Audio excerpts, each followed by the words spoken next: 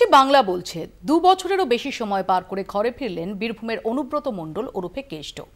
গরু পাচার মামলায় 2022 সালের 11ই আগস্ট সিবিআই অনুব্রতকে গ্রেফতার করে। প্রথমে আসানসোল জেল, পরে 2023-এ তিহার জেলে ঠাঁই হয় অনুব্রতর। কেষ্টহীন বীরভূম 2 বছরের এই বেশি সময়ে বীরভূমের তৃণমূল কংগ্রেস শিবিরে বদলেছেন নানা সমীকরণ। সামনের সারিতে উঠে এসেছেন একসময় অনুব্রত বিরোধী কাজল শেখ। তবে প্রিয় কেষ্টর জেলা সভাপতিত্বের পদ কেড়ে নেননি নেত্রী মমতা বন্দ্যোপাধ্যায়, বরং কেষ্ট ফিরলে তাকে বীরের সম্বর্ধনা দেওয়ার কথা বলেছিলেন। ঘটনাচক্রে মঙ্গলবার অনুব্রতর ঘরে ফেরার দিনই বীরভূম সফরে মমতা বন্দ্যোপাধ্যায় দুজনের সাক্ষাৎ নিয়ে দিনভর জল্পনা থাকলেও শেষ পর্যন্ত তা হয়নি। যেমন অনুব্রতর নিচুপট্টির বাড়ি থেকে খালি হাতে ফিরতে হলো চন্দ্রনাথ, অসিত মাল, বিকাশ রায় চৌধুরীদের, জানিয়ে শুরু হয়েছে তুমুল জল্পনা। আর এরই মধ্যে রাজ্যের বন্যা পরিস্থিতি নিয়ে ফের একবার ডিভিসিকে নিশানা করলেন মমতা বন্দ্যোপাধ্যায়। সব নিয়ে আলোচনা করব আজকের বাংলা বলছেতে। শুরুতে আপনাদের দেখাবো 2 বছর পর ঘরে ফিরলেন অনুব্রত। তিহার জেলে দরজা ঠেলে বাইরে বেরোলেন বীরভূমের কেষ্ট।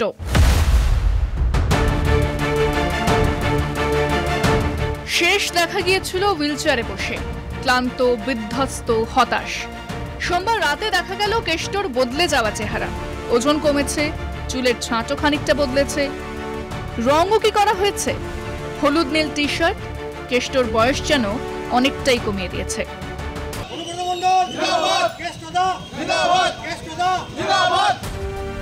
তিহার থেকে বেরিয়ে গভীর রাতে উড়ানে সোজা দিল্লি থেকে কলকাতায়। প্রায় 18 মাস পর বাংলায় ফিরলেন বীরভূমের অনুব্রত মণ্ডল। এই ফেরাটা কিন্তু খুব একটা সহজ ছিল না। 2022 সালের 11ই আগস্ট বোলপুরে নিচুপট্টির বাড়ি থেকে অনুব্রতকে গ্রেফতার করে সিবিআই। পরে 2023-এর 8ই মার্চ তিহার জেলে পাঠানো হয় অনুব্রতকে। শুক্রবার ইডির করা মামলায়, গরু পাচার মামলায় 10 লক্ষ টাকার ব্যক্তিগত বন্ডে জামিন পান বীরভূমের কেষ্ট। এর আগে জুলাই মাসে সিবিআই মামলায় জামিন পান অনুব্রত। অনুব্রতহীন বীরভূম, এই পরিস্থিতিতে সাংগঠনিকভাবে এবং তৃণমূলের দুর্নীতির ধারাবাহিক প্রচারে দাঁত ফোটানোর আপ্রাণ চেষ্টা করে বিজেপি, কিন্তু ভোট রেজাল্টে তার নিট ফল মোটের ওপর শূন্য। বীরভূমে কোথায় দাঁড়িয়ে তৃণমূল? 19টি পঞ্চায়েত সমিতি তৃণমূলের দখলে, 51টি জেলা পরিষদ তৃণমূলের দখলে, 161টি গ্রাম পঞ্চায়েত তৃণমূলের দখলে। সাংসদ অসিত মাল 3 লক্ষের বেশি ভোটে জয়ী, সাংসদ শতাব্দী রায় প্রায় 2 লক্ষ ভোটে জয়ী। লোকসভা ভোটের প্রচারের সময় অনুব্রতর জেল মুক্তি নিয়ে একরকম নিশ্চিত ছিলেন মমতা বন্দ্যোপাধ্যায়। এমনকি গ্রেফতারির পরেও দলের জেলার সভাপতি পদ থেকে সরানো হয়নি অনুব্রত মণ্ডলকে। আজকে কেষ্টকে কতদিন ধরে জেলে ভরে রেখে দিয়েছে, কিন্তু মানুষের মন থেকে ওকে দূর করতে পারেনি। আমি তো আস্তে আস্তে দেখছিলাম ম্যাক্সিমাম ইয়াং জেনারেশন ওর কথা বলছে। আমি শিখিয়ে দিইনি, আমি মানুষের রেসপন্সটা দেখছিলাম। ঘটনাচক্রে মঙ্গলবারই বীরভূমে বন্যা পরিস্থিতি খতিয়ে দেখতে যান মুখ্যমন্ত্রী মমতা বন্দ্যোপাধ্যায়। বোলপুরে প্রশাসনিক বৈঠকও করেন তিনি। মনে করা হচ্ছিল হয়তো দুজনের মধ্যে সাক্ষাৎ হবে। বীরভূমের রাজনৈতিক সমীকরণ যোগ বিয়োগে যে সাক্ষাৎ নিয়ে জোর জল্পনা ছিল জেলায় অনুব্রত বিরোধী বলে পরিচিত কাজল শেখের সঙ্গে সাক্ষাৎ নিয়েও। সকাল থেকে দেখা গেল না, আপনি কি দেখা করতে যাবেন আপনার সভাপতির সঙ্গে? আজকে বীরভূম জেলায় কে এসেছিল? আমাদের দলনেত্রী, যার নেতৃত্বে আমরা দলটা করি। বীরভূম জেলা না, সারা বাংলার মুখ্যমন্ত্রী। কখন যাবেন? সেটা সময় হলে আপনাদেরকে জানিয়ে দেবো। দাদার বাড়ি ভাই যাবে, সময় দিনক্ষণ ঠিক করে যেতে হবে না, যখন খুশি তখন যাব। বীরভূম জেলায় তৃণমূল কংগ্রেসের কোর কমিটিতে রয়েছেন চন্দ্রনাথ সিনহা, বিকাশ রায় চৌধুরী, কাজল শেখ, সুদীপ্ত ঘোষ, অভিজিৎ সিনহা। এর মধ্যে চন্দ্রনাথ সিনহা এবং বিকাশ রায় চৌধুরী অনুব্রতর সঙ্গে দেখা করতে নিচুপট্টির বাড়িতে পৌঁছন, কিন্তু কেষ্ট তাদের খালি হাতেই ফেরান। আমরা যে যাই করি, অনুব্রত মণ্ডল বিকল্প কেউ নেই। শুধু জেলায় নয়, রাজ্য স্তরে অনুব্রত মণ্ডল একটা গুরুত্বপূর্ণ ব্যক্তি। দেখুন, এই বিষয়ে কোনো মন্তব্য করা উচিত নয়, কারণ বিষয়টা সম্পর্কে আমি অবহিত নই। ওই জায়গাতেই প্রেজেন্ট ছিলাম না, 1। 2 হচ্ছে অনেক দূর থেকে জার্নি করে এসেছেন। 2 বছর জেলার বাইরে ছিলেন, ঘরের বাইরে ছিলেন। এই সময় তার মনের মধ্যে অন্য একটা চিন্তাভাবনা থাকতেই পারে। তবে কি কেষ্ট ফিরতেই বদলে যাবে বীরভূমের সব সমীকরণ? এতদিন পরে সবার প্রিয় কেষ্টদা ফিরতেই দেখা গেল সেই পুরনো ছবি। সবুজ আবিরে মাখা অনুগামীদের মুখ, বাড়ির সামনে অপেক্ষায় অসংখ্য মানুষ। কেষ্টর ঘরোয়া আপসেতে আবেগে ফুটছে নিচুপট্টি। আবেগে ভাসলেন বীরভূমের বীর। আবেগ চেপে রাখতে না পেরে চোখ মুছলেন। ভাঙা ক্লান্ত শরীর, তবু অনুগামীদের উদ্দেশ্যে বার্তা দিলেন। মমতা ব্যানার্জিকে আমি ভালোবাসি, দিদি যেমন আমাকে ভালোবাসে, মমতা ব্যানার্জিকে গোটা ওয়েস্ট বেঙ্গলের মানুষ ভালোবাসে, অল ইন্ডিয়া মানুষ ভালোবাসে। 2022 সালে অনুব্রত গ্রেফতার হওয়ার পর তৃণমূলের বিভিন্ন অনুষ্ঠানে কেষ্টর ছবি খুব একটা দেখা যায়নি। মঙ্গলবার মমতার সফরে পোস্টার ব্যানারে কিন্তু অনুব্রতর ছবি নজরে পড়েছে। জানি ইতিমধ্যেই জল্পনা তুঙ্গে। তাহলে কি বীরভূমের রাজনীতিতে পুরনো বিক্রমে ফিরছেন কেষ্ট? কলকাতা টিভি।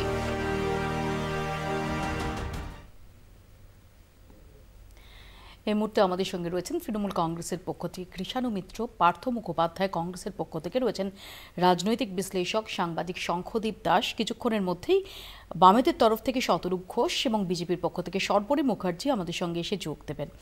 আমি প্রথমে শঙ্খকে দিয়েই শুরু করি। শঙ্খ, তোমার আমার এই সাংবাদিকতার ক্যারিয়ারে অনুব্রত মণ্ডলের মতো বর্ণময় এবং বিতর্কিত চরিত্র কজন দেখা গেছে সেটা রীতিমতো মানে গুনতে হবে যে আদৌ সেরকম দেখা গেছে কিনা। এবং একটা জেলার সভাপতি, তাকে কেন্দ্র করে আমরা দেখেছি একের পর এক নির্বাচন, সেখানে সমস্ত সংবাদ মাধ্যমকে তিনি চুম্বকের মতো আকর্ষণ করছেন। কখনো চড়াম চড়াম, কখনো গুড় বাতাসা, কখনো উন্নয়ন দাঁড়িয়ে আছে।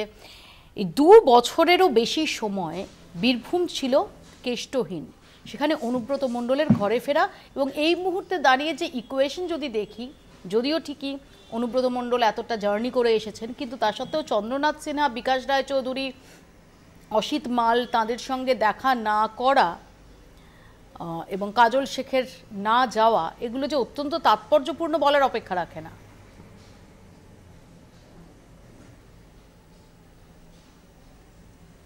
না, সবার আগে মৌকি আমি বলি তোমাকে, 2016 সালে অনুব্রত মণ্ডলের একটা ইন্টারভিউ তুমি করেছিলে।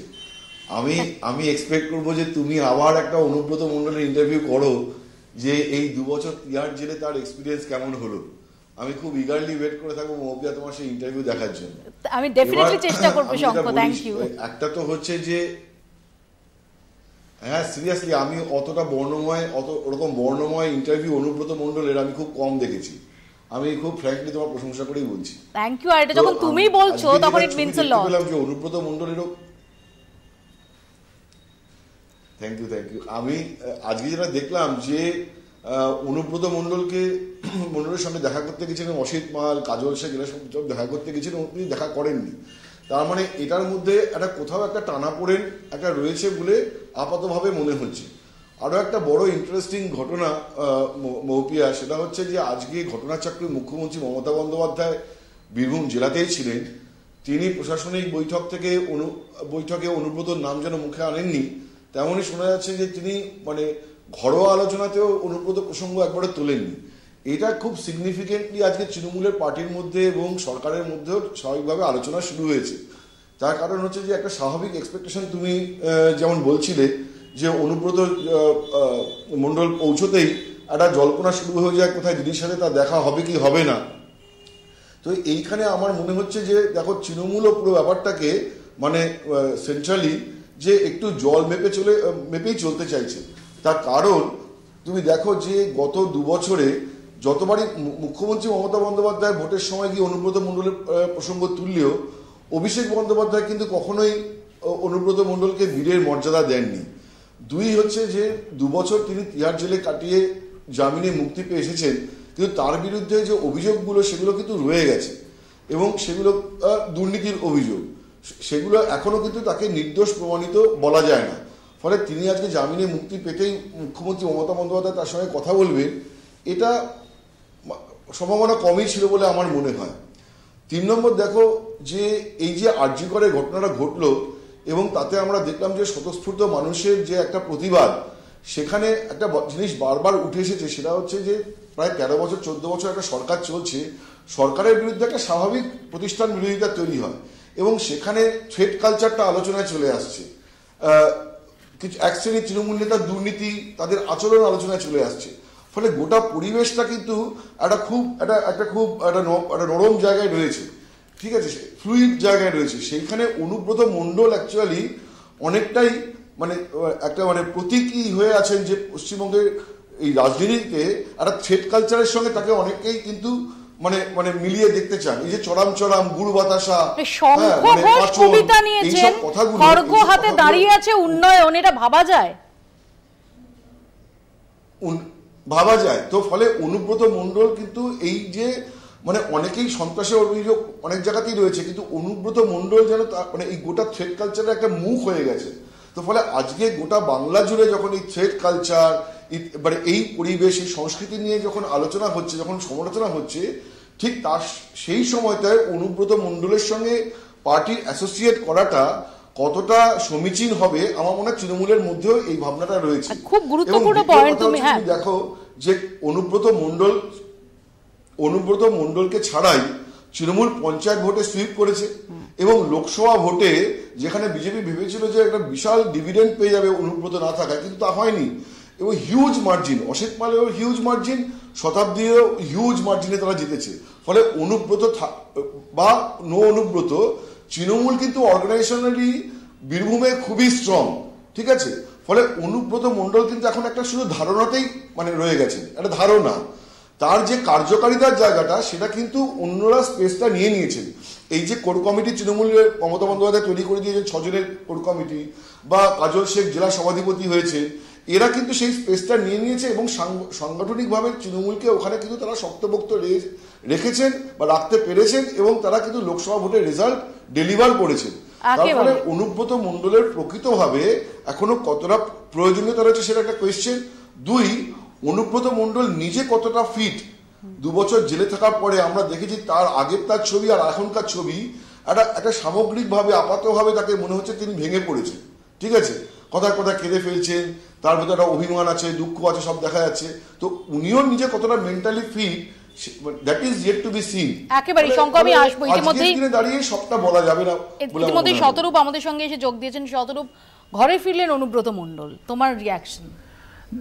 এখন সিবিআই যদি কেলানি হয় তাহলে ঘরে তো ফিরবেই, আর আমি কি বলবো? না, এটা বলুন না, কোনো ব্যক্তিকে বলছি না, ব্যক্তিকে তো না, আমি তার প্রতিষ্ঠানকে বলছি, ওইটুকু অ্যালাউ করা যায়। ছাড়ো, শোনো, অনুব্রত মণ্ডল জেল থেকে বেরিয়েছে, এবার তোমাদেরকে যা যা শব্দ শুনতে হবে ওনার মুখে, সেই তুলনায় আমি স্বর্গের দেব শিশু। সুতরাং হ্যাঁ জানি, ওই সেই তুলনায় আমি স্বর্গের দেব শিশু, আমার শব্দ ভেবে কি হবে।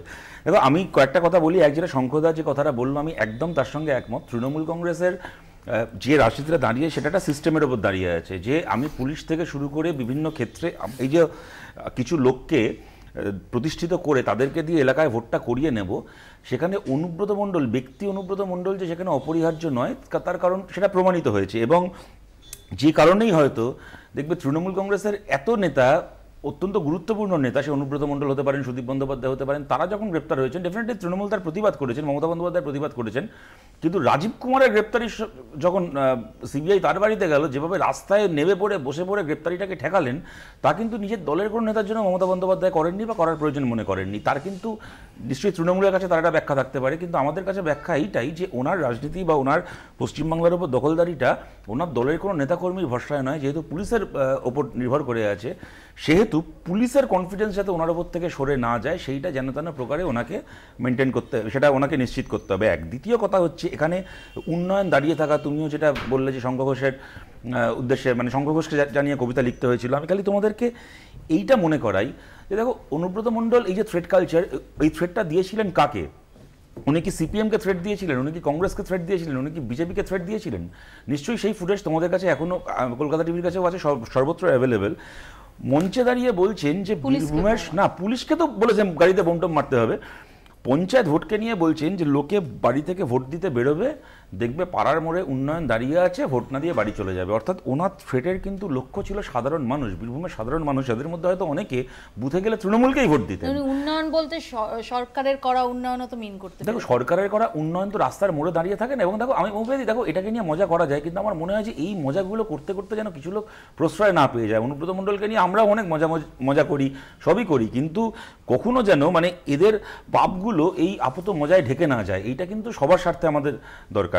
এবং দেখো, এটা তো ঘটনা যে একটা সময় অনুব্রত মণ্ডলকে নিয়ে সত্যি কথা আমাদেরও মনে হয়েছিল যে হয়তো বিরাট নেতা, বিরাট রাজনৈতিক দখল আছে ইত্যাদি আছে। তোমার মনে থাকবে, তোমার সামনে যেদিন তর্ক হয়েছিল ওনাকে আমি একটা সাধারণ প্রশ্ন করেছিলাম যে 2011-এ তৃণমূল ক্ষমতায় আসার আগে আপনাকে কে চিনত, তো রেগে গেলেন, যাক গিয়ে। কিন্তু আমি একটা কথা বলি, উনি তার বিরাট নেতা। ধরো শেখ শাহজাহানকেও যখন তার বাড়িতে সিবিআই তল্লাশি করতে গেছিল, আমরা কিন্তু দেখেছিলাম গ্রামের 5টা লোক এসে সেখানে ঝামেলা করছে। তারা নিজের ইচ্ছায় করছে না, তাদেরকে পাঠানো হয়েছে, সেসব অন্য কথা, কিন্তু করছে। অনুব্রত মণ্ডল এত বড় নেতা, তাকে যখন বাড়ি থেকে বার করে সিবিআই গাড়িতে তুলছে, তোমার মনে থাকবে সেই গ্রেপ্তারের দিনটার কথা। আগের দিন রাত্রিবেলা থেকে গোটা এলাকাটাকে সেন্ট্রাল ফোর্সে মুড়ে ফেলা হয়েছিল, মনে হয়েছিল বীরভূমে বিরাট গণবিক্ষোভ তৈরি হয়ে যাবে, ওনাকে গ্রেপ্তার করা হচ্ছে বলে। কিন্তু পাশের বাড়ির লোক পর্যন্ত বেরিয়ে এসে এই প্রশ্নটা করলো না যে দাদাকে কেন নিয়ে যাচ্ছে।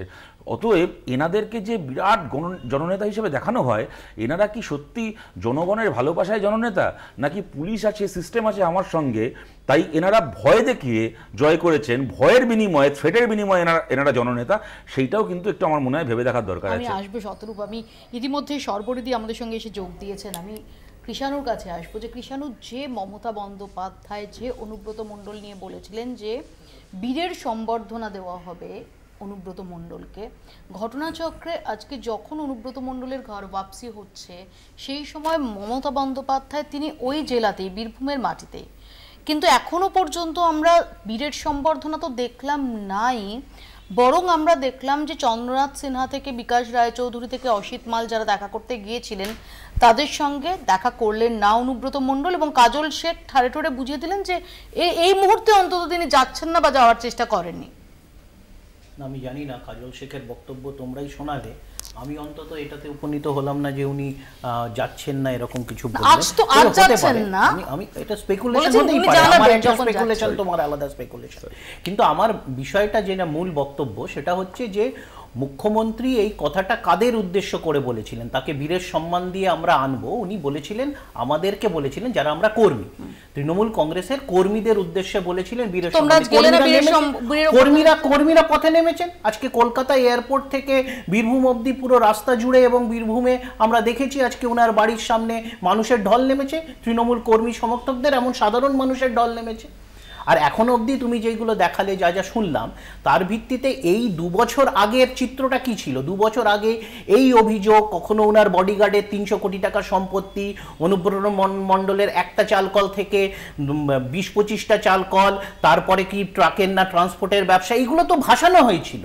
আমরা তো 100 বার বলছি যে যদি কেউ অন্যায় দুর্নীতি করে থাকে তার তদন্ত হোক, কিন্তু সবসময় এত মিথ্যার আশ্রয় নেওয়া হচ্ছে কেন যে আখেরে এই হাহুতাশ করতে হচ্ছে যে সিবিআইকে কেলানে বলতে হচ্ছে? তার কারণ হচ্ছে এইগুলো তো কোর্টেও দেওয়া হয়েছিল। আমি ধরে নিলাম রাজনৈতিক মঞ্চে দাঁড়িয়ে মানুষ অনেক উত্তেজনাপূর্ণ কথা বলে, কিন্তু যখন কোর্টে তথাকথিত তথ্য প্রমাণ সহকারে কিছু জিনিস প্রমাণ করাতে বলা হচ্ছে রাজ্য প্রশাসন এখানে কিছু করবে না, সিবিআইকে আনা হচ্ছে, এই পুরো ইকোসিস্টেমটা তো, এটা তো কোনো একটি বিরোধী দল করেনি। কখনো সিপিএম এর নেতারা হাইকোর্টে কেস করছে, সিবিআইকে ডেকে আনছে, ইডিকে ডেকে আনছে, বিজেপির নেতারা সেইগুলোতে একটা সহকারী ভূমিকা পালন করছে। কিন্তু এই যে এতগুলো, এগুলো কোথায় যাচ্ছে? এই যে মানি লন্ডারিং, এই যে কথা আমি তো বারবার বলেছি যে যেই গরুগুলো বাংলাদেশে তথাকথিতভাবে পাচার হয়ে যাওয়ার জন্য অনুব্রত মণ্ডলকে দায় হয়েছিল, যে কোনো একটা ইকোসিস্টেম যেখান থেকে গরুগুলো অরিজিনেট করলো, মানে অরিজিনেশন অফ দ্য প্রোডাক্ট, সেইটা যাদের সাথে এই জিনিসটা পুরো সিস্টেমটাকে তো অ্যারেস্ট করতে হবে। দুজন বিএসএফ এর ছোট কমান্ডেন্ট আর অনুব্রত মণ্ডলের মতো বড় নেতা আর হরিয়ানা উত্তরপ্রদেশের বাকি সবাই ধোয়া তুলসী পাতা, এতগুলো থানা পেরিয়ে, এতগুলো থানার মাধ্যমে সেই গরুর লরিগুলো এলো। আমরা তো অনুব্রত মণ্ডল 2 বছর আগে ধরে পড়ে যাওয়ার পর 2 বছরের মধ্যে দেখলাম কত গরু ট্রাক আর বাস ধরা পড়ে। আমি এখানে একটু সর্বরিদির কাছে আসি। সর্বরিদি, অনুব্রত মণ্ডল 2 বছরেরও বেশি সময় জেলে, যার মধ্যে তিহারে 1.5 বছর থাকার পর আপনাদের তার থেকে লাভ কি হলো? রাজনৈতিকভাবে যত শব্দ আপনারা ব্যয় করেছেন, যত অভিযোগে আপনারা শান দিয়েছেন, প্রথমত সকন্যা অনুব্রত মণ্ডল জামিন পেয়ে তারা বীরভূমে ফিরলেন। 2, শঙ্খ যেটা বলছিল আপনি আসার আগে, যে এই সময়কালের মধ্যে আমরা দুটো খুব ইম্পর্টেন্ট ইলেকশন দেখেছি, একটা পঞ্চায়েত ইলেকশন, একটা লোকসভার ইলেকশন, এবং যেখানে আপনাদের অভিযোগ ছিল দীর্ঘদিন ধরে যে অনুব্রত মণ্ডল তার সন্ত্রাসের জন্য বিরোধীরা দাঁত ফোটাতে পারে না, সে অনুব্রতহীন বীরভূমে পঞ্চায়েতের রেজাল্ট যদি দেখেন এবং লোকসভা নির্বাচনের রেজাল্ট যদি দেখেন, তাহলে অন্তত সেই থিওরি ধোপে টেকে না। তাহলে শুধুমাত্র অভিযোগে শান দেওয়া ছাড়া আর কি লাভ হলো? না, প্রথম যেটা বলি সেটা হচ্ছে যে অনুব্রত মণ্ডল জামিন পেয়েছেন। অনুব্রত মণ্ডলকে নিয়ে আজকের যে আদিক্ষেতা দেখতে হয়েছে তাতে মনে হলো বোধহয় যে কোনো বিপ্লবী দেশ জয় করে ফিরলেন আর কি, এরকম একটা ভাব যারা তৃণমূল কর্মী। এখন মুশকিল হচ্ছে তাছাড়া ওদের উপায়ও নেই, কারণ তৃণমূলটা দাঁড়িয়ে রয়েছে শওকত, শাহজাহান, জাহাঙ্গীর, সেলিম, আরাবুল, মুদাস্সার, জেসিপি, জয়ন্ত সিংহ, বর্তমানে নতুন এদের খাতায় নাম উঠেছে সন্দীপ ঘোষ, সুদীপ্ত রায়, বিরূপাক্ষ, অভিক দে। ফলে এদের উপরে দাঁড়িয়ে থেকে যে দল, সেই দলে এই যে একজন ছিল না সে এলো, ফলত তাকে বরণ করে নেওয়া, মানে ওইটাই তো শক্তি। এক, দুই হচ্ছে অনুব্রত বাবু যিনি 2 বছর মানে 1.5 বছর তিহারে কাটিয়ে ফিরলেন, তার বডি ল্যাঙ্গুয়েজ কিন্তু বলে দিচ্ছিল যে তিনি যা দেখে এসেছেন, যে অভিজ্ঞতা সঞ্চয় করে এসেছেন, তারপরে তিনি খুব একটা এই যে যেই মুহূর্তে বোধহয় কোনো সাংবাদিক বলেছেন আপনাকে বাঘ বলছে, উনি কিন্তু সঙ্গে সঙ্গে বলেছেন এই সমস্ত কন্ট্রাডিক্টরি কথার মধ্যে থাকবো না, সঙ্গে সঙ্গে বলেছেন। এখন দেখুন ব্যাপার হচ্ছে যে জামিন পাওয়া, জামিন দেওয়া এটা একটা আইনি প্রক্রিয়া, যে প্রক্রিয়ার মধ্যে আমরা নিশ্চয়ই এটাও শুনেছি তার সঙ্গে সঙ্গে যে রাজ্য সরকার এই যে প্রত্যেকটা কেস ডায়েরি যা যা ইনফরমেশন সমস্ত গেছে বাংলা ভাষায়। এটা নিয়ে তো কিছু নিশ্চয়ই তৃণমূলের যারা মুখপাত্র আসছেন তারা ব্যাখ্যা করবেন এটা নিয়ে তাদের মতন করে, প্রত্যেকটা লোকের পুরো মানে সমস্ত তথ্যটা বাংলায় কেন যাবে, সুপ্রিম কোর্টে পৌঁছচ্ছে। এক, পুরো তর্জমার জন্য একটা বিস্তর সময়। আসলে কি জানেন তো, এটা হচ্ছে একটা রাজনৈতিক দল, যে রাজনৈতিক দলটার চেষ্টাই হচ্ছে গুন্ডাদেরকে বাঁচিয়ে রাখো, যারা দুর্বৃত্তায়ন করতে পারেন তাদেরকে ফলে ফুলে ভরিয়ে রাখো, কারণ ওইটাই হচ্ছে বেশ। হ্যাঁ দেখুন, তোমার হাসন শূন্য হাজিয়ে বীর পূর্ণ করো, এটা তো সেই বীর আজকে ফিরে এলেন। তবে আজ থেকে প্রায় 95 বছর আগে উনি যেখানকার মানুষ তারই কাছাকাছি একটি অঞ্চলে বসে আর একজন মানুষ লিখেছিলেন, তারপরেই যে লাইনগুলো ছিল যে ওই যে দেখি বসুন্ধরা কাঁপলো থরো থরো। এখন আমাদের ভয়টা তো ওইখানে যে বসুন্ধরা এবার থরো থরো করে আবার কাঁপবে। এখন অনেকগুলো প্রশ্ন উঠছে যে বিকাশ রায় শুধু বিধায়ক বা চন্দ্রনাথ সিনহা বোলপুরের বিধায়ক, তারা ঢুকতে পারেননি, অথচ সুদীপ্ত ঘোষ ঢুকলেন, তিনিও কিন্তু কোর কমিটির মেম্বার। এরপর কোর কমিটি কি হবে? দেখুন, কাজল ঘোষকে দিয়ে যদি কাজ চলে যায় তাহলে সিদ্ধান্তটা তো আলটিমেটলি কাজল শেখ, সিদ্ধান্তটা তো শেষ অবধি নেবেন মমতা বন্দ্যোপাধ্যায়। কাজল শেখকে দিয়ে যদি কাজ চলে যায় তাহলে অনুব্রত মণ্ডলকে অতটা প্রয়োজন নাও হতে পারে। আবার কাজল শেখকে দিয়ে যদি না হয়, যদি 100% কাজল শেখ না দিতে পারে, তাহলে আবার অনুব্রত মণ্ডল একটা অপশন হিসেবে থাকবেন। তবে এটা ঘটনা যে এতদিন 2 বছর বাদে যখন তিনি এসছেন, সেই তার স্বমহিমাতে আবার তিনি প্রতিভাত কতখানি কত তাড়াতাড়ি হতে পারেন এই বিষয়ে একটা প্রশ্ন থাকছে। তবে থাকলেও মানুষটা অনুব্রত মণ্ডল, যে কোনো মানুষকে যদি আপনি জিজ্ঞেস করেন তৃণমূল কংগ্রেসের যতগুলো জেলা সভাপতি আছে নাম বলুন, মানুষ হয়তো তার জেলার সভাপতির নামটা বলতে পারবে, আর একটা জেলার যে সভাপতির নাম বলতে পারবে সবাই সারা পশ্চিমবাংলায়, সেটা হচ্ছে যে ওই বীরভূমের অনুব্রত মণ্ডল। এতখানি ভয়ঙ্কর ভয়াল, ওই যে বললাম যে ওই যে দেখি বসুন্ধরা কাঁপলো থরো থরো। আমার একটু আগে শঙ্খ খুব ইন্টারেস্টিং একটা কথা বলেছে কৃষাণু, যে এই মুহূর্তে দাঁড়িয়ে ভীষণ রকমভাবে থ্রেট কালচার নিয়ে আলোচনা হচ্ছে, এবং যেটা নিয়ে সরকারের উপর যথেষ্ট চাপ রয়েছে। অনুব্রত মণ্ডল তার যে ইমেজ, যেখানে তিনি বলছেন পুলিশকে বোমা মারুন, গুড় বাতাসা, চড়াম, অর্থাৎ সেই থ্রেট কালচারের একটা প্রতিভূ হিসেবে কি তিনি তার ইমেজটা যেটা ছিল 2 বছর আগেও আমরা দেখেছি, সেটার কারণেই এই মুহূর্তে তোমরা একটু দোলাচলে আছো? না, প্রথম কথা হচ্ছে যে নিশ্চয়ই শঙ্খদীপ যেটা বললো সেটা ওর হয়তো অ্যাসেসমেন্ট, কিন্তু আমার বক্তব্য হচ্ছে থ্রেট কালচার কখনোই কোনো এরকম যদি কালচারের অস্তিত্ব কোথাও থেকেও থাকে সেটা কখনো কাঙ্ক্ষিত না। সেটা নিশ্চয়ই গণতন্ত্রপ্রিয় মানুষের কাছে সেটাকে আটকাবার বা সেটাকে পরাস্ত করাই তার ইয়ে হবে। কিন্তু যেটাকে থ্রেট কালচার বলে যেই সব উদাহরণগুলো এখানে দেওয়া হচ্ছে বা বিগত 2-4 দিন ধরে আমি মিডিয়াতেই দেখছি, সেইগুলো কি আমরা বাংলার মাটিতে বা ভারতবর্ষে কি প্রথম দেখছি? আমরা সংসদে দাঁড়িয়ে কেন্দ্রীয় মন্ত্রীকে বলতে শুনেছি অপর সাংসদকে যে তুমি যদি বেশি কথা বলো তোমার বাড়িতে কালকেই সিবিআই ইডি যাবে। আমরা দেশের সুপ্রিম কোর্ট বলছে যে কেজরিওয়ালের মামলাতে সিবিআই এই জন্য গ্রেপ্তারির নাটকটা করলো, তার কারণ হচ্ছে ইডিতে তাকে বেল পেয়ে যাওয়ার সম্ভাবনা ছিল তার জন্য।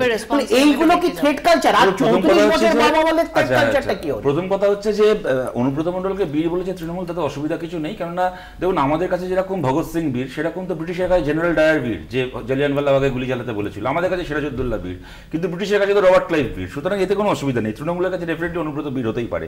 তবে আমি একটা কথা বলছি, কৃষ্ণদা যে কথাটা বলছে প্রমাণগুলো কেন কোর্টে দেওয়া হলো না, প্রমাণগুলো কোর্টে দেওয়া হয়েছিল বলেই 2 বছরে অসংখ্যবার সুপ্রিম কোর্ট থেকে ওর বেল রিজেক্টেড হয়েছিল।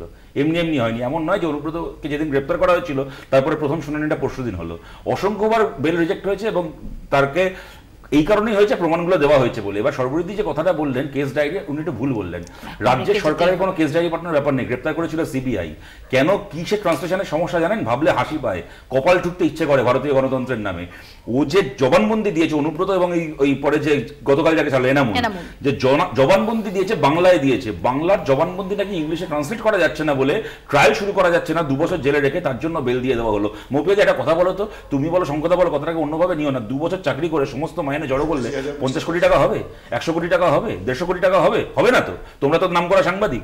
কথাটা আমি এই কারণে নয়, 2 বছর ভাই কোথাও একটু কাটিয়ে আসো, 100 কোটি টাকা সম্পত্তি নিয়ে বাড়িতে বসে যাও। আমায় বলুন, আমি 2 বছর জেল খাটতে রাজি আছি। আমি সিরিয়াসলি বলছি, বহু মানুষ, আমি সত্যি কথা বলছি, আমেরিকায় তো কি ব্রিটেনে তো চাকরি করতে যায়, অনসাইটে যায়, 2 বছর পরে বাড়ি ফেরে, ক টাকা নিয়ে ফেরে। তো আমার যদি বলা হয় যে ভাই 100 কোটি টাকা 200 কোটি টাকা দিলাম, 2 বছর একটু জেল খেটে হাসতে হাসতে চলে যাবো, 2 বছর পরে যা জীবন কাটাবো, আচ্ছা জমিদার কাটাতে পারে না। সুতরাং এইটা না পরিহাসের জায়গায় চলে এসছে। ছোট্ট একটা বিরতি নিচ্ছি, বিরতির পর ফিরছি, দেখতে থাকুন বাংলা বলছে।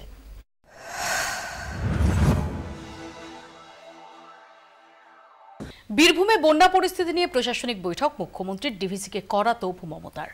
চাই না সেই সংস্থা যারা জল ছেড়ে মানুষ মারে। 20 বছর ধরে ড্রেজিং করা হয় না, 3 তলা সমান জল ছাড়া হয়েছে, দাবি মমতার।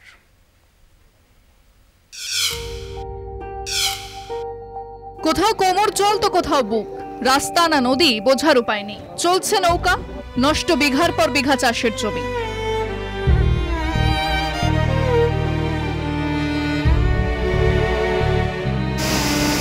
পুজোর আগে বানভাসী দক্ষিণবঙ্গ। ডিভিসি থেকে কয়েক লক্ষ কিউসেক জল ছাড়ার কারণে পূর্ব বর্ধমান, হুগলি, হাওড়া, পশ্চিম মেদিনীপুরের একাংশ এলাকা এক বুক জলের তলায়।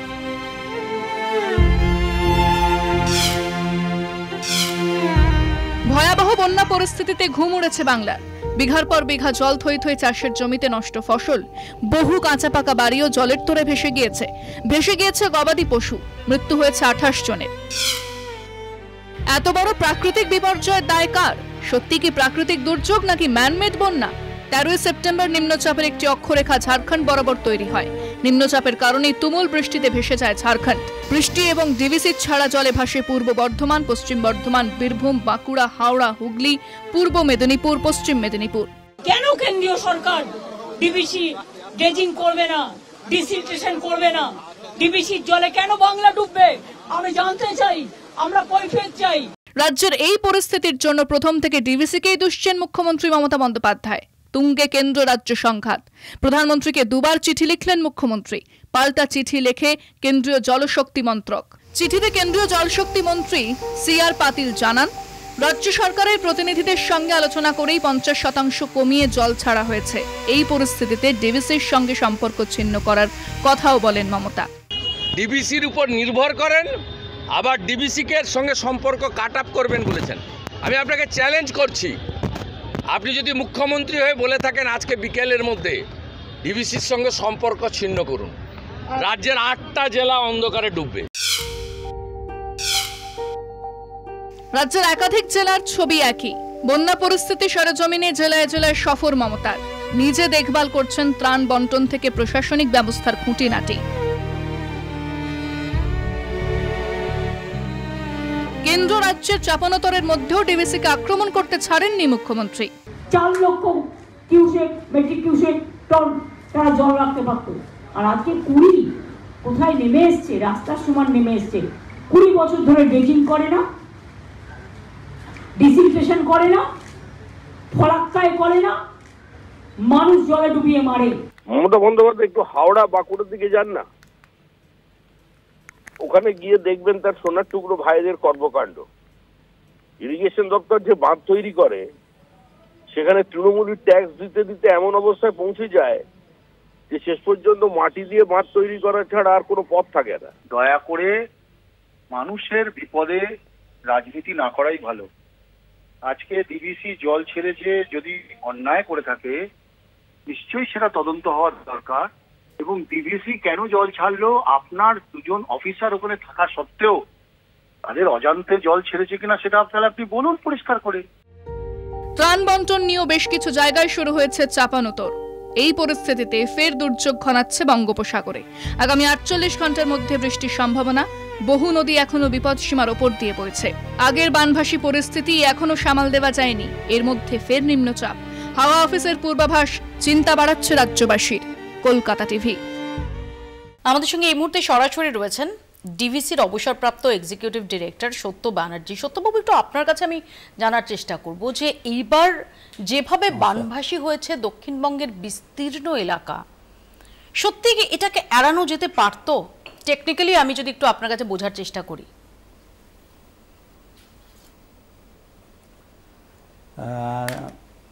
দেখুন, আমি একটা কথা আপনাকে বলছি, সেটা হলো যে ডিবিসির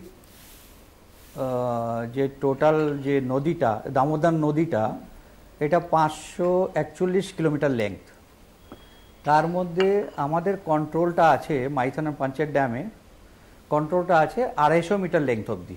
ঠিক আছে, 250 মিটার থেকে 300 মিটার আমাদের কোনো কন্ট্রোল নেই, মানে আমরা জল কন্ট্রোল করতে পারি না। আর দুর্গাপুর ব্যারেজ তো ব্যারেজ কোনো ফ্লাড কন্ট্রোলের জন্য তৈরি হয় না। তাদের মানে নদীর প্রায় 50% আমরা এনক্রোচ করেছি, কিন্তু তার এরিয়াটা অনেক বেশি, 17,000 স্কোয়ার কিলোমিটার। এখানে তার নিচের যে এরিয়াটা আছে সেটা হলো 5,000 square kilometre, total 22,000 square kilometre. এইবার 5,000 স্কোয়ার কিলোমিটারের মধ্যে মাইথনে হলো 6,000 স্কোয়ার কিলোমিটার। মাইথন শুধু মাইথন ড্যাম বলছি, 6,000 স্কোয়ার কিলোমিটারে যখন ডিবিসি এই বছর জল ছাড়ছিল, আমি অবশ্য অনেক আগে রিটায়ার করেছি, আমি এগুলো জাস্ট শুনেছি আর কি, যে মাইথন থেকে যখন ম্যাক্সিমাম জল ছাড়া হচ্ছিল 2 লাখ কিউসেক, তখন মাইথনে জল ঢুকছিল 2 লাখের বেশি জল ঢুকছিল 2 লাখ কিউসেকের। এবং মাইথনে ম্যাক্সিমাম ওয়াটার লেভেল 495 রিচ করে গেছিল, পৌঁছে গেছিল। এবং এই কারণে 2 লাখ কিউসেক ছাড়তে হলো। তাহলে 6,000 স্কোয়ার কিলোমিটার। আচ্ছা, রেইনফল কিন্তু 200 mm পুরো অল ওভার ভ্যালিতে হয়েছে, মানে ঝাড়খণ্ডেও হয়েছে, ওয়েস্ট বেঙ্গলে হয়েছে। যদি 6,000 স্কোয়ার কিলোমিটার এইরকম একটা ফ্লাড তৈরি করতে পারে, তাহলে তার নিচে 5,000 স্কোয়ার কিলোমিটার কেন এরকম ফ্লাড তৈরি করতে পারে না? এই যে 5,000 স্কোয়ার কিলোমিটার, এটা একটা ন্যারো স্ট্রেন, সেটাও 200 mm হিউজ ফ্লাড তৈরি করতে পারে। এইবার আমি আরেকটা জিনিস আপনাকে বলছি, একটা এক্সাম্পল দিচ্ছি। সবচেয়ে বড় বন্যা ডিবিসির সময় হওয়ার পরে হয়েছে 1978-এ। 1978-এ 8 লক্ষ কিউসেক জল ঢুকেছিল মাইথনের পাঞ্চেত ড্যামে। ডিবিসি মাত্র ছেড়েছিল 1,60,000 কিউসেক, 1,60,000, মনে রাখবেন, মানে 6 লক্ষ কিউসেক আটকে ছিল। এবং তারপরে দেখা গেল সেটা দুর্গাপুর ব্যারেজ থেকে যখন জল ছাড়া হলো, সেটা গিয়ে 4 লাখ 5 লাখ, এবং এমন একটা বিভৎস ব্যাপার হলো যে একতলা বাড়ি ডুবে যাচ্ছে, সব ডুবে যাচ্ছে আর কি। এবং 1978-এ ফ্লাডটা আমার মনে হয় অনেকেরই মনে আছে। এবার ডিবিসি ড্যামের কন্ট্রিবিউশন 1,60,000 ছিল। এবার আমরা সেন্ট্রাল ওয়াটার কমিশন একটা স্টাডি করে দেখেছে, যদি ডিবিসি ড্যাম না থাকতো, ড্যামগুলো না থাকতো, তাহলে সেই জলের পরিমাণ কত হতো জানেন? এই উদয়নারায়ণপুর, খানাকুল, তারপরে হাওড়া, 11 লক্ষ কিউসেক, 11,80,000 কিউসেক। মানে আমরা এখন 3 লাখ 4 লাখ কিউসেক নিয়ে কথা বলছি, তখন 11,80,000, প্রায় 12,000 কিউসেক জল আসতো। এই 12 লক্ষ কিউসেক যে কি জিনিস আপনি বুঝতে পারছেন? কোন 12 লক্ষ কিউসেক জল আসতো যদি ডিবিসি ড্যাম না থাকতো। এই 1978 হলিউডি সিনেমায় যে দৃশ্যগুলো দেখা যায় প্রায় সেই দৃশ্যের অবতারণা হতো। কিছু থাকতো না, আসানসোল থাকতো না, বর্ধমান থাকতো না, কোনো রেল লাইন থাকতো না, কোনো রোড থাকতো না, হাওড়া অবধি জল এসে যেত, হাওড়া ডুবে যেত এবং সমস্ত কিছু ডুবে যেত, কিছু থাকতো না, কলকাতা চলে যেত জলের তলায়। আর কত মানুষ মারা যেত ওই সময়টা। আমি এখানে আসবো আপনার কাছে সত্যবাবু, আপনি অনেক লোক মারা যেত, মানে রীতিমতো শিউরে ওঠার মতো। আমি একটা কথা বলতে চাইছি, এই বছর যে বন্যাটা এসছে ডিবিসি ড্যামে কিন্তু 5 লক্ষ কিউসেক জল ঢুকেছে ড্যামগুলোতে, ডিবিসি ছেড়েছে 2.5 লক্ষ কিউসেক, বাধ্য হয়ে যাতে ম্যাক্সিমাম ওয়াটার লেভেল পৌঁছে গেছে। তাহলে ম্যানমেড কেন বলা হচ্ছে কৃষাণু? আসবো ম্যানমেড কেন বলা হচ্ছে যখন এবার ডিবিসি, হ্যাঁ আসবো সত্যবাবু, আপনার বক্তব্য থেকেই কিউ নিয়ে আমি একটু যাবো কৃষাণুর কাছে। কৃষাণু, তার মানে উনি যেই পরিসংখ্যানটা দিলেন, যদিও আমি অঙ্কটা খুব একটা ভালো জানি না, তাও বলছি যে উনি বললেন যে শুধু এই একটা ড্যামের হোল্ডিং ক্যাপাসিটি দাঁড়ায় প্রায় 11 লক্ষ কিউসেক। তাহলে আজকের দিনে পরিসংখ্যানটা 2.5 থেকে 3 লক্ষ কেন দাঁড়াচ্ছে? না, আপনি বুঝতে পারেননি আমার কথাটা বুঝতে পারেননি। অঙ্ক ভালো বোঝে না বললো তো। হ্যাঁ, এটা সহজ করে বলে দেবেন সত্যবাবু, 1 সেকেন্ড সংক্ষেপে একদম ছোট করে। আমি সহজ করে বলছি মাইথন আর পাঞ্চেত ড্যাম, এই দুটো বড় ড্যাম তো ডিবিসির 4টে ড্যাম আছে, এই দুটো বড় ড্যামকে আমরা একসঙ্গে অপারেট করি। এই দুটো ড্যাম মিলিয়ে ঢুকেছিল 8 লক্ষ কিউসেক। এই দুটো ড্যাম যদি না থাকতো তাহলে সেই পুরো জলটা নিচে আসতো, সেইটা নিচে এসে আরো 5000 স্কোয়ার কিলোমিটার এরিয়াতে আরো জল ঢুকে সেইটা অনেক বেশি 11 লক্ষ কিউসেক হয়ে যেত না। কিন্তু আমার যেটা মেন প্রশ্ন, এবার বুঝতে পেরেছেন, আমি যেটাকে অ্যাড্রেস করতে চাইছিলাম যে 1978-এ এই ড্যামগুলোর হোল্ডিং ক্যাপাসিটি আর আজকের দিনে দাঁড়িয়ে হোল্ডিং ক্যাপাসিটি কি এক? তার কারণ হচ্ছে কেন্দ্রীয় পরিসংখ্যান তা বলছে না, বলা হচ্ছে অরিজিনাল এই ড্যামগুলোর যে হোল্ডিং ক্যাপাসিটি তার 36%-এ বর্তমানে তারা রান করছে। এবং এটাই হচ্ছে অভিযোগ যে এই ড্যামগুলো অরিজিনালি যতটা জল ধরার জন্য তৈরি করা হয়েছিল আজকে তার সিংহভাগ ক্যাপাসিটি এই ড্যামগুলোর নেই। তার কারণ হচ্ছে নিরন্তর বছরের পর বছর এই ড্যামগুলোতে ড্রেজিং করা হয়নি। এবং কেন্দ্র সরকার এই অভিযোগটা, এই যে চিঠি মুখ্যমন্ত্রী দিয়েছেন তার উত্তর এসছে, তার মারফতে যতটা আমি চিঠিটা পড়েছি এই অভিযোগগুলো তারা মেনে নিয়েছে এবং তারা বলছেন যে এই ড্রেজিং করাটা নাকি তথ্য প্রযুক্তিগতভাবে সেগুলো প্রফিটেবল নয়। এখন প্রশ্নটা হচ্ছে যে কে কার প্রফিট দেখছে, সর্বরিদি না হচ্ছে যে ড্রেজিং করা হয়নি এটা শুনলাম, তো ঠিক আছে, ধরুন আমি ধরে নিলাম যে 34 বছরের যারা ছিলেন তারা ড্রেজিং করেননি, এই সমস্ত খারাপ কাজ ভালো হবে রাজ্যেরটা তো রাজ্যে করতে হবে না, জানেন না পার্লামেন্টের আইনে ওটা বিষয়টা তা নয়। আমি বলতে চাইছি ড্রেজিং হয়নি কেন সেটার উত্তর শুধু চাওয়ার মধ্যেই রাজনীতিটা রয়েছে। ড্রেজিং হয়নি কেন পাওয়া না থাকলে 10 বছর মোদী সরকার 14 থেকে 24 কেমন, তার প্রশ্নটা নিশ্চয়ই যারা সঙ্গে থাকেন তারা দেবেন। দিয়েছেন তো মোদী সরকার, কেমন মোদী সরকার বলেছে এটা প্রফিটেবল নয় বলে আমরা ড্রেজিং করিনি।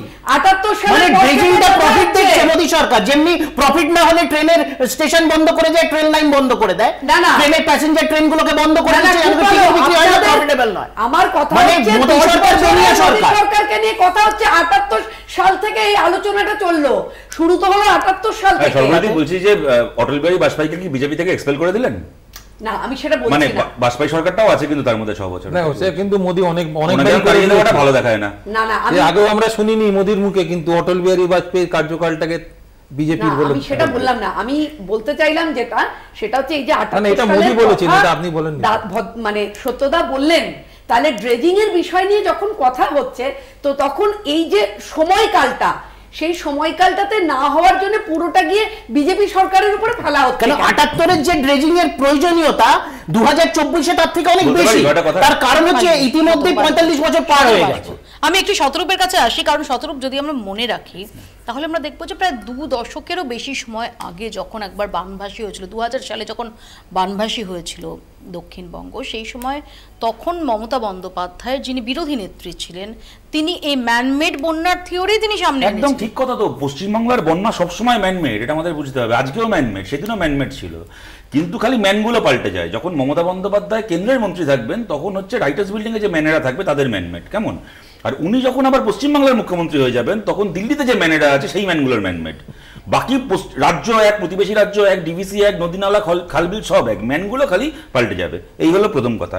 দেখো মফিয়াদি, 2011 সাল থেকে আজকে পর্যন্ত চূড়ান্ত মার খেয়েছি, অত্যাচারিত হয়েছি তৃণমূলের কাছে, কিন্তু কোনোদিন একটা প্রশ্নে কেউ দেখাতে পারবে না, কি রাজ্যপালের বাড়াবাড়ি থেকে শুরু করে, কি ভোটের পরে 4 জন মন্ত্রীর গ্রেপ্তারি থেকে শুরু করে, একটা প্রশ্নে আমরা রাজ্যের স্বার্থের বিরুদ্ধে গেছি তৃণমূল কংগ্রেসের সঙ্গে শত্রুতা করতে গিয়ে, কি পাহাড় উত্তরবঙ্গ ভাগ হওয়া থেকে শুরু করে একটা প্রশ্নে কোনোদিন আমরা রাজ্যের স্বার্থের বিরুদ্ধে যাইনি।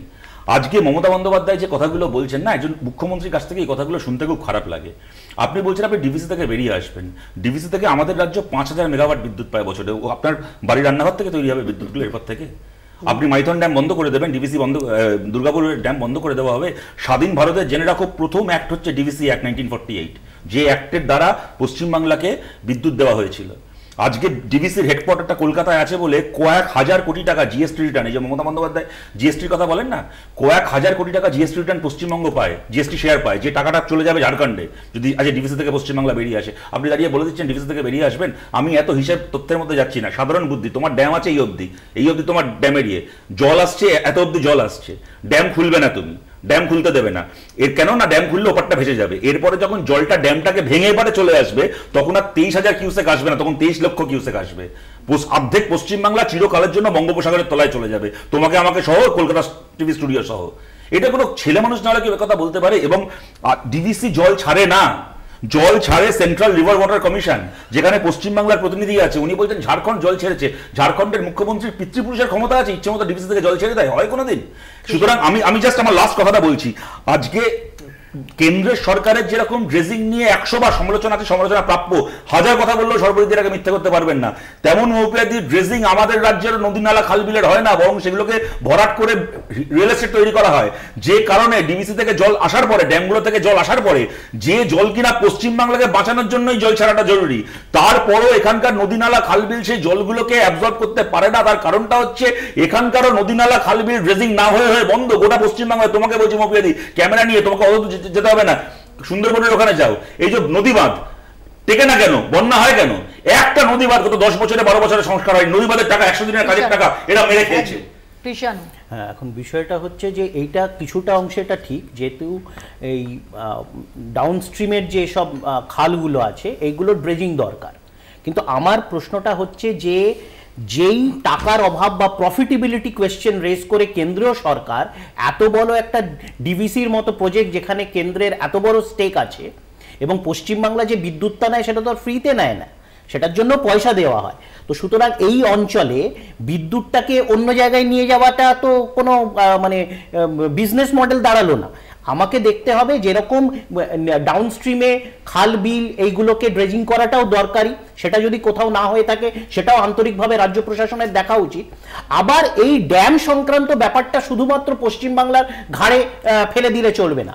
তার কারণ হচ্ছে, যদি আমি দেখি যে রবি চোপড়া যে কমিটিটা সুপ্রিম কোর্ট করেছিল, বা কিছুদিন আগে যে 2018 কেরল ফ্লাডের পর যে জেকব অ্যানেক্স কমিটিটা হলো, সেইখানে ওই ড্যাম সংক্রান্তর ব্যাপারেই আঙুল তোলা হয়েছিল, যে সংস্কারের কথা বলা হয়েছিল। এখন ডিভিসির সংস্কার, এটা তো ইউনিল্যাটারাল দায়িত্ব হচ্ছে কেন্দ্রের। তার কারণ হচ্ছে এই যে বলা হলো যে পশ্চিমবাংলার ইচ্ছা অনুসারে এই ইয়েটা ছাড়া হয় জলগুলো, কিন্তু তা তো নয়। ইউনিল্যাটারাল ডিসিশন আরবিটারিলি কেন্দ্র সরকার না, আমি অনেক জায়গায় একমত, কিন্তু এই যে কথাটা বলছে ফান্ডামেন্টালি ভুল কথা বলছে, এবং এটা খালি ডিভিসির ক্ষেত্রে না, গোটা পৃথিবীর যেখানে রিভার ড্যাম আছে এটা স্ট্যান্ডার্ড অপারেটিং প্রোটোকল, জলটা যেখানে যেখানে যাবে তাদেরকে কনফিডেন্সে নিয়ে করতে হবে, ইন্টারন্যাশনাল ল। এবং আমি যেটা বললাম, সেন্ট্রাল রিভার ওয়াটার কমিশনে ঝাড়খণ্ডের প্রতিনিধি আছে, পশ্চিমবঙ্গের প্রতিনিধি আছে, তারা সই করে, ঠিক হয় ওখানে কত জল ছাড়া হবে, প্রত্যেক রাজ্যের প্রতিনিধি সই করে, সেই কপি প্রতিটা খালি নবান্নে নয়, প্রতিটা জেলা শাসকের দপ্তরে পাঠানো হয় ওখান থেকে। আমার আপত্তির জায়গাটা এইখানে। এর বাইরে কেন্দ্র সরকারের ডেফিনেটলি ডিভিসি কে নিয়ে প্রশ্ন করা তাদের বিরুদ্ধে জায়গা আছে। মুশকিল হচ্ছে এই প্রশ্ন যখন জ্যোতি বসু করতেন, কেন্দ্রের সঙ্গে রাজ্যে স্বাধিকারের প্রশ্ন, মমতা বন্দ্যোপাধ্যায়ের স্লোগান ছিল দিল্লির ঘাড়ে চাপিয়ে দোষ, পার পাবে না জ্যোতি বোস। কিন্তু ওই রাজনীতি আমরা আজকে করছি না। মমতা বন্দ্যোপাধ্যায়কে অনুরোধ করছি, আপনি দয়া করে এই ভুলভাল কথা ডিভিসি থেকে বেরিয়ে আসবো, ঝাড়খণ্ড থেকে আসা ট্রাক বন্ধ করে দেবো, বড় তো বন্যায় এত ভেসে গেছে, জিনিসপত্রের দাম বাজারে আগুনের মতো, এরপরে ট্রাকগুলোকে বর্ডারে দাঁড় করিয়ে করে জিনিসগুলোকে পচাচ্ছেন, এরপরে চাল ডাল থেকে শুরু করে দুধ থেকে শুরু করে টমেটো থেকে শুরু করে কি দামে বাজারে বিক্রি হবে। বন্যার সময় কোথায় আমরা খাদ্যের যোগান বাড়ানোর চেষ্টা করি, তা না উনি ওখানে ট্রাক দাঁড় করিয়ে খাদ্যগুলোকে রাস্তায় পচাচ্ছেন। এটা গভর্নেন্স হচ্ছে এটা না। এক মিনিট একটু বলে দিই, একটা লাইন বলে দিই।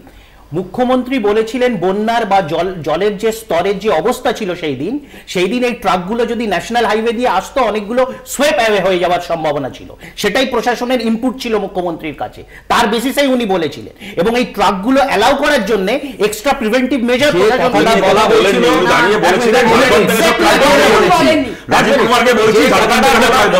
কথাটা বলা হয়েছিল ট্রাক এলে তার সঙ্গে জল চলে আসবে, এই কথাটার অর্থ বোঝা যায়নি যে ট্রাক এলে ট্রাকের সঙ্গে জল চলে আসবে। কথাটা হচ্ছে যে এবারে গাঙ্গেয় উপত্যকায় বেশ ভালো বৃষ্টি হয়েছে, ভারী বৃষ্টি হয়েছে, এবং রিসেন্টলিও আমরা দেখলাম যে একটা নিম্নচাপ হয়েছিল, তার জন্য প্রচুর বৃষ্টি হয়েছে। তো পশ্চিমবঙ্গ সরকারেরও তো একটা আগে থেকে শতপ্রবৃত্ত হয়ে ডিভিসির সঙ্গে তাদের এই কনফিডেন্সে থাকা উচিত ছিল যে এরকম পরিস্থিতি হতে পারে। সবচেয়ে বড় কথা হচ্ছে যে এটা একটা সেন্ট্রাল অ্যাক্ট, পার্লামেন্টে পাশ করা অ্যাক্ট, যেখানে কেন্দ্র এবং রাজ্য উভয়ের অংশীদারি আছে। ও যেটা বললো 5000 মেগাওয়াট বিদ্যুৎ, শুধু তাই নয়, আজকে আমি ওখান থেকে বেরিয়ে এলে এর পরে কখন কি ডিসিশন হবে রাজ্য সরকারের কাছে কোনো খবরই থাকবে না, তো আরো অবস্থা খারাপ হবে। তুমি গ্যাপ টাইমিংটা দেখো, যখন থেকে এই জল ছাড়া ডিসিশন হচ্ছে 6.5 ঘন্টা পাওয়া যায় না, অন্তত 6.5 ঘন্টার টাইম পাওয়া যায়। 6.5 ঘন্টা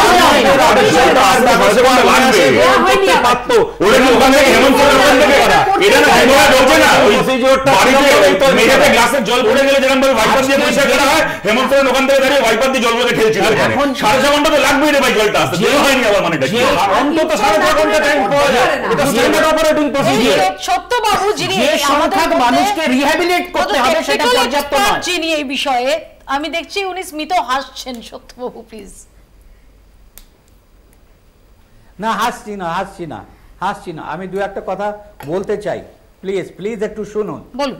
আজকে আমাদের অনারেবল চিফ মিনিস্টার একটা কথা বলেছেন যে এই ভৌগোলিক পরিস্থিতি এবং এই যে আকাশ বাতাস এগুলো তো আমার হাতে নেই। উনি একদম সত্যি কথা বলেছেন। এবং এই যে হঠাৎ যদি কোনো ভূমিকম্প হয়ে যায় 9 রিক্টার স্কেলে, কোনো কিছু কি বাঁচবে? এইটা হলো সেই পরিস্থিতি। এবং আরেকটা জিনিস আমি বলতে চাই, একদম ঠিক কথা বলেছেন। আর উনি একটা খুব বড় স্টেপও নিয়েছেন যে নিচে যে খাল বিলগুলো আছে এগুলো রিপেয়ার করার জন্য নিয়ে ওয়ার্ল্ড ব্যাংক থেকে একটা 2000 কোটি টাকা লোন নিয়ে উনি খাল বিলে পরিষ্কার করছেন, তাই দিয়ে অনেকটা জল বেরিয়ে যাবে। আর আমাদের মাইথন পাঞ্চের ড্যামের ওপরে কিছুটা জমি অ্যাকোয়ার করা নেই, আর তেনুঘাট ড্যামে তো 1 ফোঁটা জমি অ্যাকোয়ার করা নেই।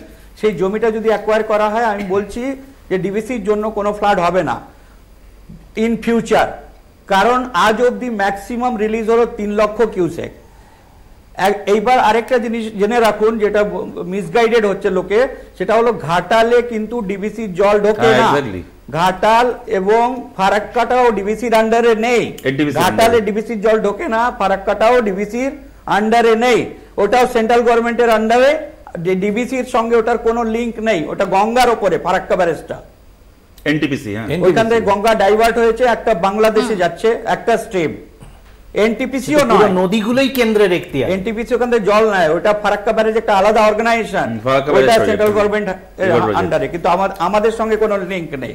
এবং আরেকটা জিনিস মিস করছেন, যেটা ডিবিসি কিন্তু পুরোপুরি তৈরি হয়নি। ধরুন আপনার 100 ডিবিসি ক্যাচমেন্টের ক্ষমতা আছে 100 লিটারের ফ্ল্যাট তৈরি করা, আর আমরা একটা 100 লিটারের ফ্ল্যাট তৈরি করা, আর আমরা একটা 30 লিটারের বালতি বানিয়ে রেখেছি সেটাকে রাখার জন্য। তো সেটা তো উপচে পড়বেই। ডিবিসির সেকেন্ড ফেজ কোথায় হয়েছে? ডিবিসি বলা ছিল যে ডিবিসি সেকেন্ড ফেজ হবে, 7টা ড্যাম হবে, ডিবিসির তো মাত্র 4টে ড্যাম হয়েছে। এইটা আপনারা সবসময় ভুলে যাচ্ছেন যে ডিবিসি সেকেন্ড ফেজ হয়নি, ডিবিসি পুরোপুরি তৈরি হয়নি, ডিবিসি যেটুকু হয়েছে সেটুকু দিয়ে সামলাচ্ছে। এবং আরেকটা জিনিস বলে রাখি যে এই পশ্চিমবঙ্গ সরকার হলো as per the DVC act ডিবিসির মালিক, তো মালিক কি করে নিজের কোম্পানি ছেড়ে দিয়ে চলে যায়? এবং ডিবিসি এবং বিহার গভর্নমেন্ট এবং সেন্ট্রাল গভর্নমেন্ট তিনজনে মিলে এটা ডিবিসি অ্যাক্ট হিসেবে এটা বানানো as a autonomous body, central গভর্নমেন্টের একটা অটোনোমাস বডি বানানো হয়েছিল। এটার অ্যাডমিনিস্ট্রেটিভ কন্ট্রোলটা শুধু সেন্ট্রাল গভর্নমেন্টের, কিন্তু এই তিনজনে মিলে এটা বানানো হয়েছে। খুব ইন্টারেস্টিং কথা বলেছেন সত্যবাবু, একটু পিছানোর কাছে সেজন্য আর এর মধ্যে 50% কন্ট্রিবিউশন, ক্যাপিটাল কন্ট্রিবিউশন ড্যামগুলো বানানোতে ওয়েস্ট বেঙ্গলের ছিল। কেন ওয়েস্ট বেঙ্গল সবচেয়ে বেনিফিটেড স্টেট হয় এটা এই প্রজেক্টটার জন্য, আর ঝাড়খণ্ড আর সেন্ট্রাল গভর্নমেন্ট আর বাকিটার 50% তার পুরো জমি দিয়েছিল। চারটে ড্যামের জন্য কত লোককে ডিসপ্লেস করা হয়েছে, কত গ্রাম তুলে দেওয়া হয়েছে ঝাড়খণ্ডে, সেটা গ্রিভান্স ওদের আছে ঝাড়খণ্ডের। আমি ডিবিসির দ্বারা আমরা কিছু পাই না। আসবো সত্যবাবু, আমি এখানে কৃষ্ণের কাছে আসি। তাহলে ডিবিসিকে দোষারোপ করা এবং ডিবিসির থাকার কি দরকার, ডিবিসির মতো সংস্থার যারা মানুষ মারে? উনি যেটা বললেন অ্যাডমিনিস্ট্রেটিভ কন্ট্রোলটা সেন্ট্রাল গভর্নমেন্ট আছে, এটাই তো আমরা বলছি। ডিবিসি তিনটে গভর্নমেন্টের স্টেক আছে, এর মধ্যে তো কোনো অস্বীকার করার জায়গা নেই। না, আসলে বিষয়টা কি হচ্ছে যে যখনই কনস্ট্রাকটিভ কিছু করার প্রয়োজন রাজ্য সরকারের, যেটা কেন্দ্রের সঙ্গে সম্পর্ক রেখে রাজ্যের মঙ্গলের জন্য কিছু করা যায়, সেই সময় তো ঝগড়া করব, এমন ঝগড়া করব যে পরিস্থিতিটা এরকম হবে কার্যকরী হয়ে উঠবে না। প্রত্যেকটা ক্ষেত্রে প্রধানমন্ত্রীর সাথে কথাবার্তাতেও এই ইস্যুটা তোলা হয়েছে, স্টেটের কোঅর্ডিনেশন মিটিংয়ে এই ইস্যুটা তোলা হয়েছে। দেখুন যে এই একটু আগে সত্যবাবু যেটা বললেন যে এটা কিছুতেই যতক্ষণ না মানে সবার কাছে পারমিসেবল হয় ততক্ষণ পর্যন্ত এই ডিসিশন গুলো নেওয়া যায় না। এবং কেন্দ্রের বলুন নদীগুলো কেন্দ্রের এখতিয়ারে থাকা আর ইচ্ছে মতো ড্যাম থেকে জল ছেড়ে দেওয়া কেন্দ্রের ইচ্ছে। আমি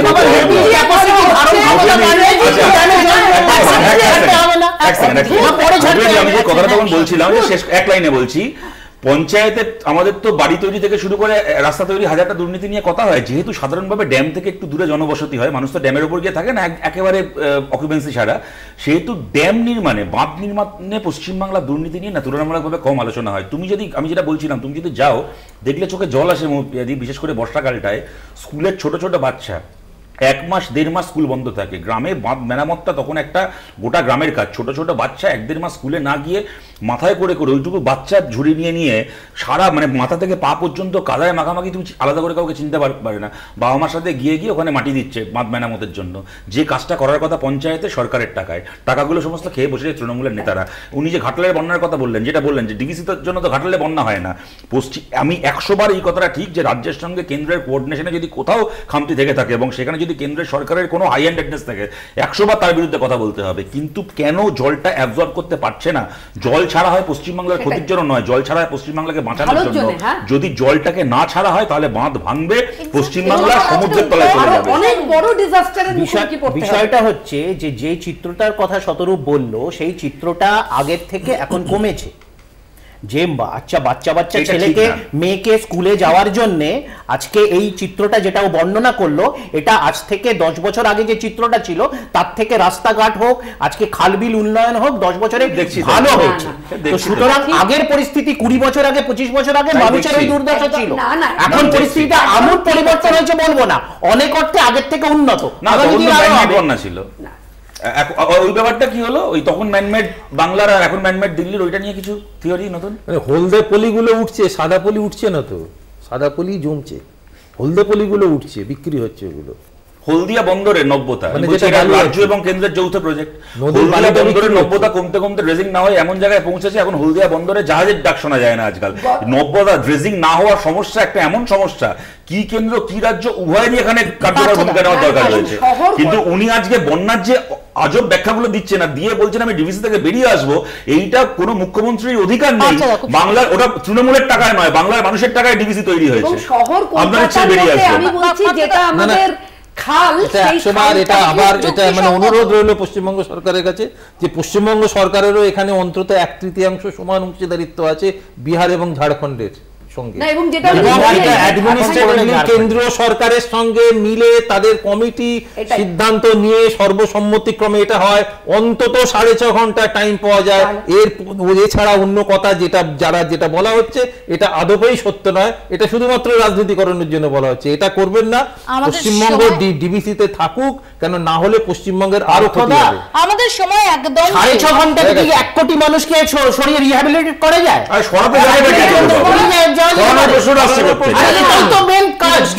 যারা বানবাজি তারা বানবাজি এই জন্য তাদেরকে সরিয়ে নিয়ে যাওয়া মধ্যে যখন আলোচনা করছি, যখন তর্কাতর্কি করছি, যখন চাপানুতর চলছে, সেই সময় আমরা যদি একবার ভাবার চেষ্টা করি যে বানভাসী মানুষগুলো এই মুহূর্তে কি অসীম দুর্দশার মধ্যে রয়েছে। তো চাপান উতর ছেড়ে দোষারোপের পালা সাঙ্গ করে সহযোগিতার ভিত্তিতে যা যা করণীয় সম্ভব সেটা করা হোক, এটাই ওই বানভাসী মানুষগুলোর প্রত্যাশা। বাংলা বলছে এখানেই শেষ করছি। দেখতে থাকুন কলকাতা টিভি।